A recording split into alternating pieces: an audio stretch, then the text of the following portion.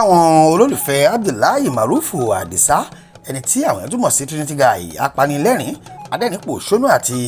amúniṣe lórí ẹ̀rọ ayélujára ṣìkìnnú wọn dùn tí wọ́n dúpẹ́ bí ilé ẹjọ́ ti ṣe fún ọkùnrin yìí ní bẹ́ẹ̀lì lẹ́yìn bí oṣù kan gbáko tí ó ti lò lọ́gbà ẹ̀wọ̀n. Fídíò àwàdà kan báyìí ló ṣe o níbi tí ó ti mú ọ̀dọ́mọdébìnrin kan tí kò ju ọmọ ọdún mẹ́wàá lọ ọ̀rọ̀ kínní abẹ́ ẹ̀ ló fi bá ọmọ náà ṣeré wọ́n ní ṣe ló fẹ́ kọ́ ní kọ́kúkọ́ ó fẹ́ ti kékeré bá ọmọ òun láyé jẹ́ wọ́n ní wọ́n bá pè station ọlọ́pàá lọ́rọ̀ ẹ bá di wè ní kóòtù àti kóòtù náà ni wọ́n sọ pé kí wọ́n lọ já sọ́gbà ẹ̀wọ̀n o ìyẹn ní Ìyágànkú nílùú Ìbàdàn kí wọ́n tó tún sọ sí ọgbà ẹ̀wọ̀n ti Agódì nílùú Ìbàdàn. Bákan náà ní gbogbo ọdún Iléyá táwọn mùsùlùmí yọ̀ tí wọ́n ń dunnú nínú ọgbà ẹ̀wọ̀n ní Trinity Guy wà o níbẹ̀ náà ló ti ṣe é nígbà tí wọ́n sì tún fojú ẹ̀ hàn nílé ẹjọ́ pẹ̀lú ìbínú ni adájọ́ fi sọ pé kó sì lọ́ọ́ máa gbatẹ́gùn náà títí di ìparí oṣù kẹjọ nígbà tí wọ́n yóò tún gbé yọjú sí kóòtù lẹ́ẹ̀kan sí i. ṣá o orí ti bá a ṣe o àwọn òrìṣà abẹ́gì tí í ṣe ìpín ẹ̀ ti yọnu sí o wọ́n ti fún Trinity Guy ní bẹ́ẹ̀lì bẹ́ẹ̀ làwọn olùkọ́ ẹ̀ bíi Cute Abiola ń dunnú àtàwọn afẹ́nifẹ́re bíi Lizzy Anjorin òṣèré onítíátà. ò bá gbàgbé kì í ṣe Trinity nìkan ni wọ́n sọ sí ọgbà ẹ̀wọ̀n o